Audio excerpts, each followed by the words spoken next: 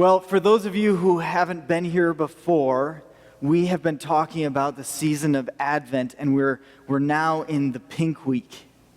And I am secure enough in my masculinity to say it's my favorite week. I love the Pink Week. I remember as a kid just waiting for the Pink Week. And I was so happy that it wasn't the last week, so I didn't have to wait all the way till it was like just Christmas to light the pink candle.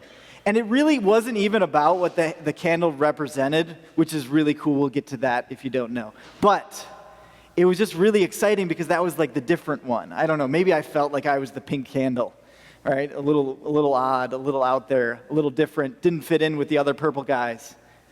But I was always excited. And the first week we talked about being expectant, knowing that Advent is a season of waiting, but it's waiting about like this reception of this crazy love that was coming. The Emmanuel, the God with us, that God was going to come and make himself man and show us the way, die for our sins, and we can expect that. And not only that, but we can also expect saving grace still in our lives. When there's circumstances and situations that are spinning out of our control and we don't know what to do, we can wait and expect that crazy love is coming because he's faithful to save us.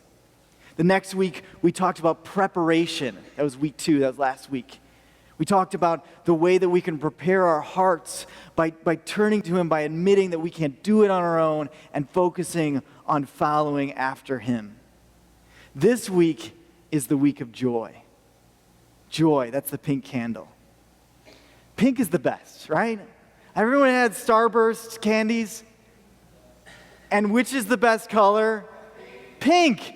It's obviously pink. Like, it's not even a competition. There's like maybe 1 out of 10 people that'll say yellow or something weird. I mean, I don't know what's wrong with their tongue. Maybe it was, scarred as a child. But pink is clearly the best. It's just the best. I actually, and this is a true story, I wrote into Starburst an email about how they should make a pink and red Starburst. Like the whole thing, just have it all pink and red, because it's like everyone's favorite color. Like the only people that don't like pink, that aren't, messed up in the head, are the people that like red. That's it. It's pink and red. That's the good colors. So I wrote into Starburst, and they responded to me. And I couldn't believe the response because it was so condescending. It was like, thanks, but no thanks. We've got marketing teams that make decisions like that, right? Like, we don't need your help, fan who's sending us an email that likes our pink candy so much. I think the guy who wrote it must have really liked yellow. I think that's what had to happen. Because otherwise, like, what bad customer service? Like, this guy is like writing into you an email saying, I like your pink candy so much, can you make more of it? And he's like, no. The Grinch took over the keyboard that day and is like, yellow's only for you. But it wasn't actually a matter of that much longer, and they came out with an all reds. And they actually labeled it like it's something about everyone's favorite. Like that was the motto, like everybody's favorite, and it's the pinks and reds. It might have been a year. It might have been a year at the most, but it was somewhere between 6 months and a year after I sent that email. So then I was starting to think, maybe they just didn't want to be sued and they didn't want to pay me for the great genius idea. Some of the simplest ideas are the best, but I bought a whole bunch of those. I didn't care. I want the pink and the reds. Those are the best. And this week we've got the pink candle. Okay, so we're joy. So we're all excited about it, or at least I am. Maybe not you. Maybe you're excited now because you're tasting the Starburst in your tongue as you imagine it. But then we get to the verse and we're like, wait a second. What does this have to do with joy? Like, it starts by saying, you brood of vipers. I would like to see a church flyer that started with that, right? Brood of vipers! Who warned you about the coming church service at 9:23 at December 24th at 7 p.m., which we are going to have a Christmas Eve service, our first Christmas Eve service. Brood of vipers, I'm warning you now, December 24th at 7 p.m., all right? So there you go, now you know. I was told at a church planning conference that you should preach the announcements like in your sermon. So that was my rendition of that. It was very smooth and yeah, well orchestrated. But anyway, the brood of vipers, like, I don't think we're going to get a lot of people if that's our flyer. But that's what John started with, brood of vipers, and then he goes on, and it doesn't get much better. Okay, let's just kind of, skip around a little bit here, as it's never good to do with the Bible. But people do it all the time. Anyway, okay. Now, why was he calling him that? I'm just going to explain that really quick. It's important to understand that these were not non-religious people that didn't think they knew what direction they were. These weren't the people that were saying, I'm crying out, I need something, God, please help me. And then John goes, brood of vipers. Because that doesn't even make sense. You don't do that when someone's like reaching out, please help me, and then we brood of vipers. I mean, the church does that, but you're not supposed to do that. What instead it's about is these religious people that thought they already had it together. And why did they think they already had it together? Because they were the chosen people. They were the royal priesthood. They were the sons of Abraham. Well, Adam too, I guess. But anyway, then John says, he even mocks them. He's kind of like saying, we have Abraham as our ancestor. For I tell you, God is able from these stones to raise up children of Abraham. Which I don't know if it's a little bit too much liberty to say that maybe that was like a little bit of a foreshadowing to the fact that on this rock I will build my church. And Peter, by the way, whose name means rock, was the first missionary apostle that ended up reaching out to a whole bunch of new generation that became sons of Abraham. Maybe that's, playing a little bit too much Bible theology today, but God did raise up sons of Abraham. We are them. That's us. So that's kind of cool. Anyway, even now the axe is lying at the root of the tree. Now I think what he's talking about here is he is saying the establishment of your religious system that you have counted on for your salvation, the axe is upon it. It's going to be chopped down. It's going to be gone. You don't have to sneak into our service. Everybody comes late. We had like 5 people here on time. It's fine. Just come on in. All right? This is a church of people that were late for the party, but that's okay. Right? God still lets us in the door. Anyway, okay, so we're going to skip to the back because it gets mean again, but it goes, okay, his winnowing fork is in his hand, talking about Jesus, to clear his threshing floor and gather the wheat into his granary. I don't know. But the chaff he will burn with unquenchable fire. So with many exhortations, he proclaimed the good news to the people. That's not a joke. Those are the words, right? Like the good news. What's the good news? What good news is that? Why is this the Joy Sunday and we're talking about burning and axes going to trees? And what is this really about? Well, what it comes down to for me, as I've wrestled with this, is about fruit. It's about producing real fruit in our lives. Because we have a problem as people. We always want a script. We want a method. We want a program. We want 7 habits of highly effective people, 5 keys to success in life, 3 things that I can do. And the smaller they are, the better they will sell, right? If you want to beat 7 habits of highly effective people, write a book with only 6 habits. It'll sell way more copies, right? Because they're like, 1 less habit I've got to memorize. That's what we are as people. We always want a method to success. And we're always looking for that, and that's why we fall into these religious systems. But eventually what happens is it doesn't seem to produce what we are hoping it would produce. It produces fruit. Like, you can produce fruit without God. It can even hang from a tree. But I'll show you the kind of fruit that we're talking about here. This is the kind of fruit we can produce without God. It's shiny, it's about the right shape, and it hangs from a tree. Right? It's plastic. It's hollow. And I thought about actually eating it just for like effect. But then I was thinking, okay, Kirby's like, eat it. Kirby could probably eat it in one bite. If you've seen him in the carrot eating competition we had in our youth group, he went through like 5 carrots in 5 seconds. It was like a machine. Bugs Bunny was, wow. I got up my game, Doc. But I decided, no, I'm not going to eat it. But you get the point, right? If I ate this, how good would my stomach feel? Yeah, I don't know what kind of toxins make this red or what, but I can tell you this is probably not going to be great for my system. But it looks really nice hanging from my tree. And I can put it on my tree and I can say, look, I have borne fruit. Right? And it's shiny and it's pretty and it looks good. What my mom shared earlier about the happiness of Christmas, that was perfect. Thank God for that. That was so cool. Unbeknownst to her, but totally not unknown by God, that was perfect for what we're talking about today, which is the artificial fruit. And the problem is when we have artificial fruit, we want to look to it and we want to say how nice it is because it looks so nice and it reassures us. We look at it and we go, oh, look at that. My life is good. I've got all this fruit. Look at that wonderful fruit that makes me feel so good about my life.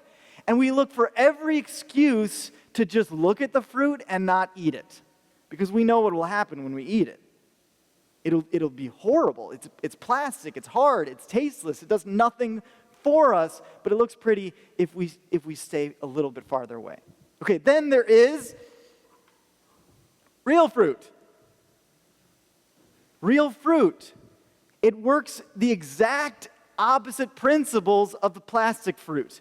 This, unfortunately, is only somewhat real fruit. It is actually a real apple, so we could eat it, and it would taste sweet and delicious, but I'm sure it's been treated with a lot of stuff to make it look like this. Have you ever picked an apple from a tree just in like someone's neighborhood that they didn't add anything to it?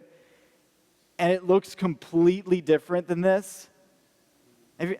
Just me? Okay. But you get the point. Imagine it even uglier, okay?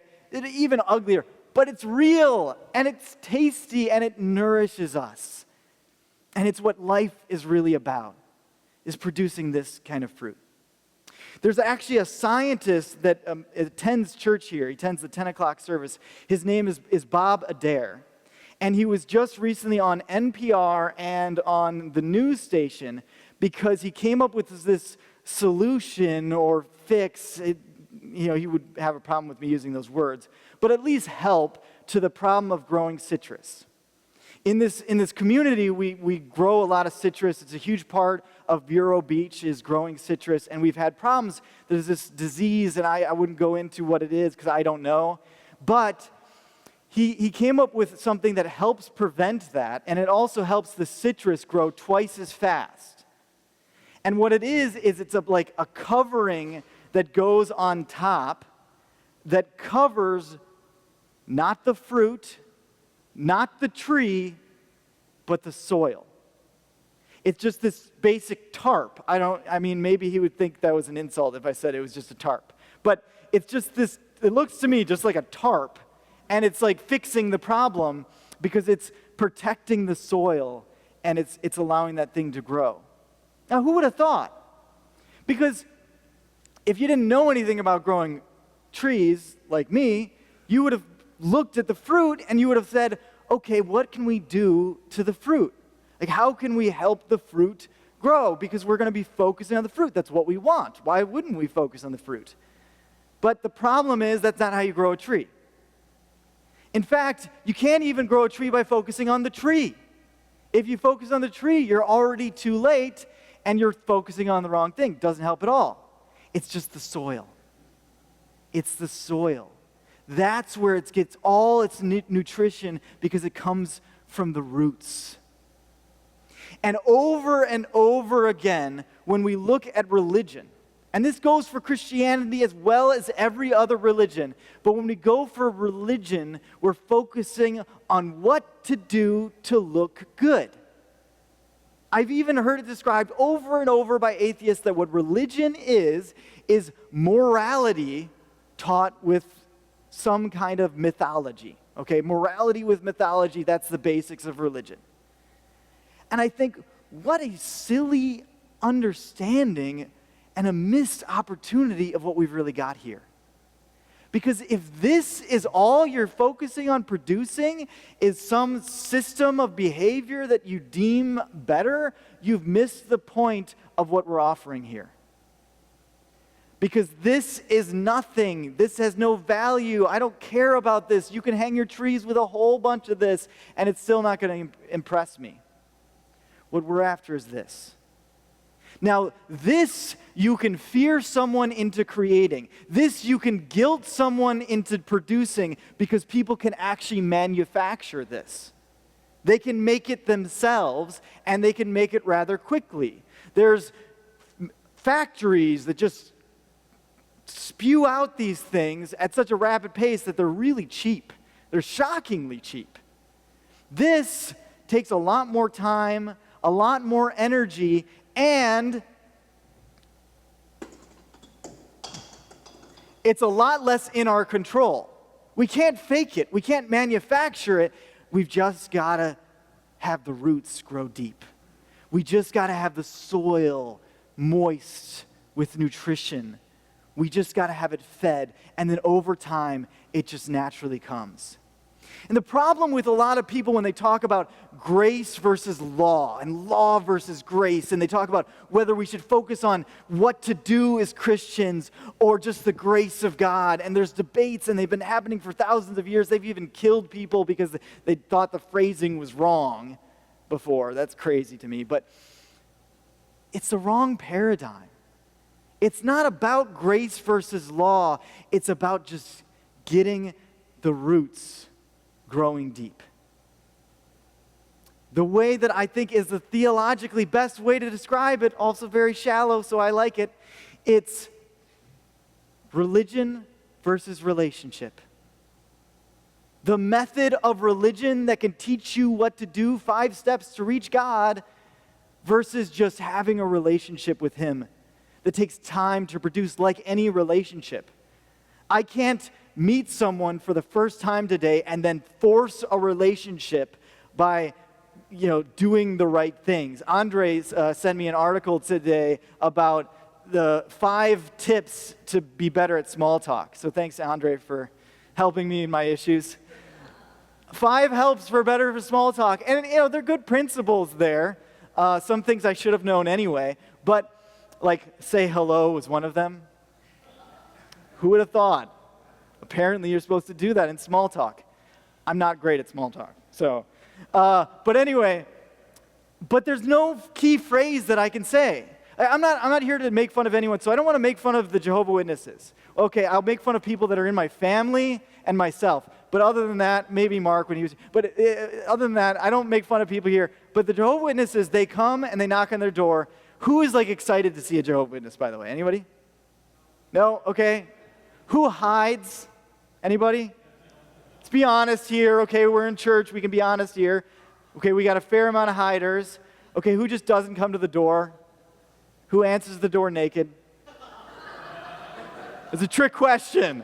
Rusty, great, wow. Don't knock on Rusty's door if you're not expected. This is input, okay? Really is going to help you out in your future. People avoid it. I actually almost always welcome them in. And I usually have a long conversation with them. But after having conversations after conversations, I get sick of it because it's the same conversation. Because they have the same script. And I've even taught classes on how to share our faith. And people keep asking me for a script. Just tell me what to say. And I'm not going to give it to them because there's no script that you can say. There's no formula. That it's like saying, give me a script that includes everything I have to say to have a healthy marriage in my life. Women, is that going to work?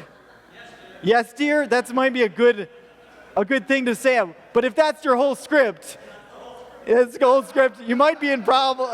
I can see why it took her so long to eventually marry you. No, I'm just kidding. You need a couple more lines, right? Honestly, you need this. And the women, if you don't have this invested in them, they will figure it out, and they'll figure it out quickly. Because women have this like detective power that is just beyond me. It's like this ability to look at someone and be like, that's not true. Yes, Mom, I know. Okay. That was my childhood, right? Because they just know. Somehow they sense it when you're fake. And the other thing, they're not alone. The people out in the community, the people that don't want to have anything to do with church, sense it too when we're fake. When we say something that we don't really feel. I'm going to say something very controversial here, okay? And it should be kind of obvious from the get-go. If you don't love the people out there, don't talk to them about Jesus. You're going to do more harm than good.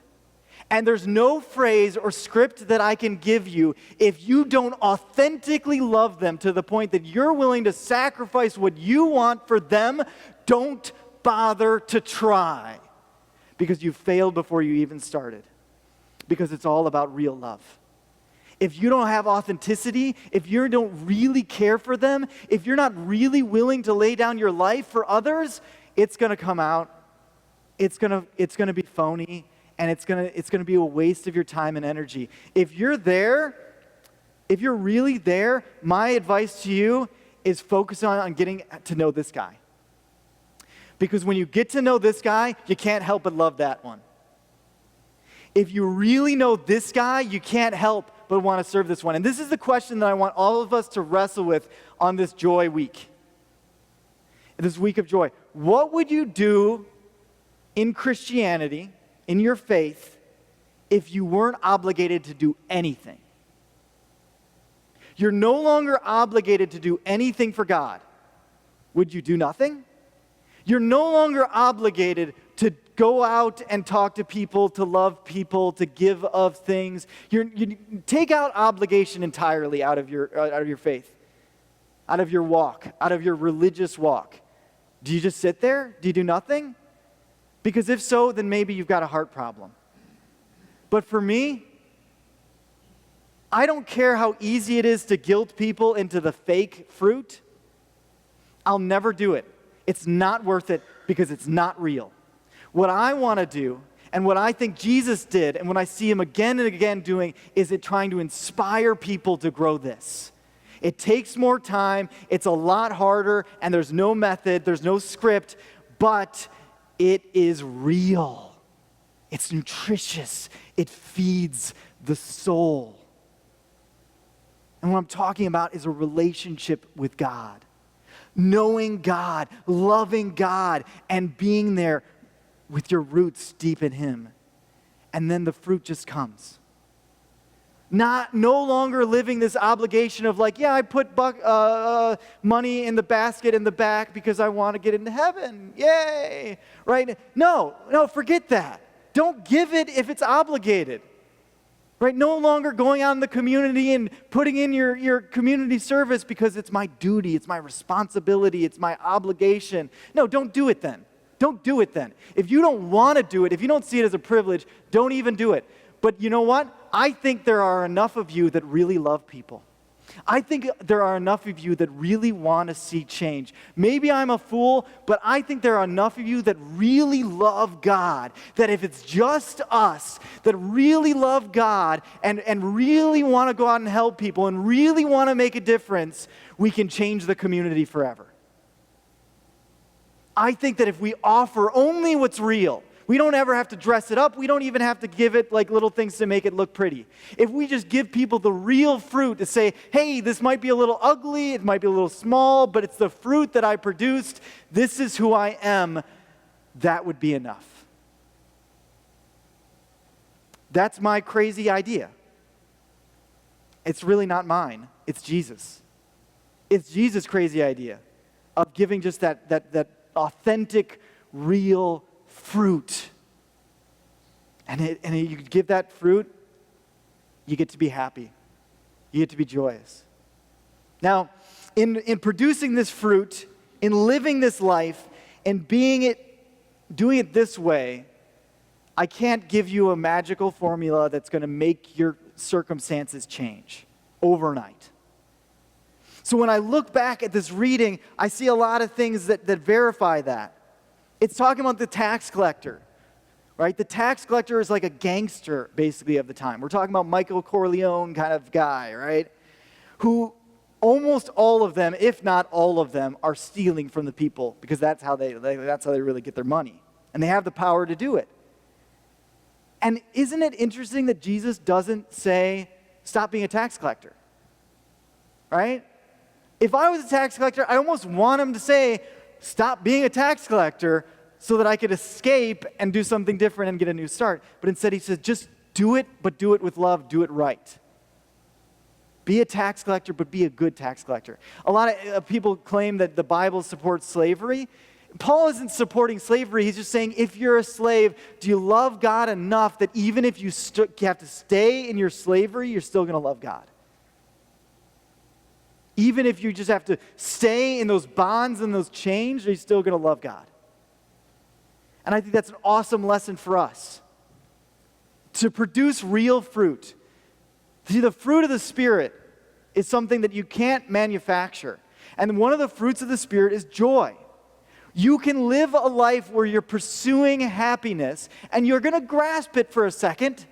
You're going to get it just for a moment, and then it'll just slip through your fingers like the starships in the Star Wars, right? You know, the tighter you hold your grasp, the more fleets will slip through your... Okay, nobody's as big as a Star nerd as that. Okay. You will be in a few weeks when the new Star Wars comes out. Then you'll all, I love Star Wars. Okay. Anyway, you'll get it for a second, and then it'll be gone. Happiness works like that. But joy is produced from the fruit of the Spirit. And Jesus has this awesome thing that he's coming, and he came, and he did. It was baptism. Not just with water, not just with religious ritual, but with spirit, with fire, with power, with life. He came and he said, look at this. This is real. And I love the way that Leonard Cohen talks about it in the song Hallelujah. Not a Christian song, but I love it. It's so good. He said, it's not someone who's seen the light. It's a cold and it's a broken hallelujah.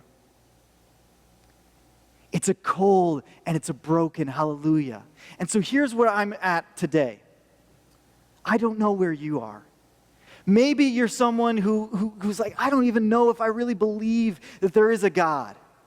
Maybe you're at this point where you're like, I've followed this relationship and I've got this religion thing down pat.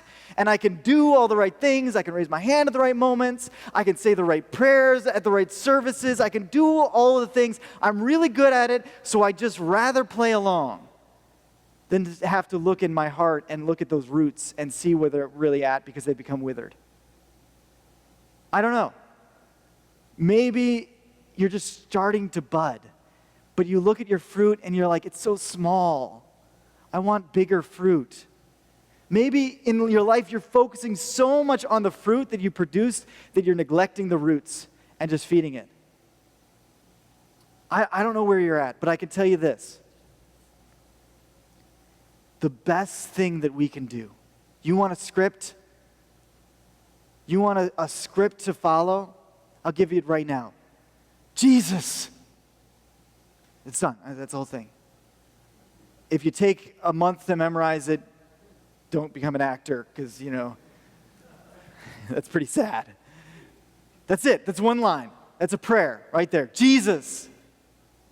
Or the prayer of Peter, one word more. Like, Jesus, actually two words more. Jesus, save me. Done. That's it. You want the script to Christianity? Jesus, save me. It's sitting there in the darkness, sitting there in the difficulty, sitting there amidst the pain and saying, I don't have a route to success. I just have a cry in my heart that says, I need Jesus. And you can't ever get beyond it. You start there and you end there. And I don't know where you're at in your faith walk, but if you start there, it will produce fruit. Give it time. Be willing to stay in the circumstance of your life, but cry out daily, Jesus, I need you. Advent to come. Our life doesn't work without crying out for him. Our method becomes ritual and dry and dead and fake, and they know it. Those outside our doors sense it, they see it, and that's why they're staying away. So let's start crying the real cry. Jesus, I need you. Come.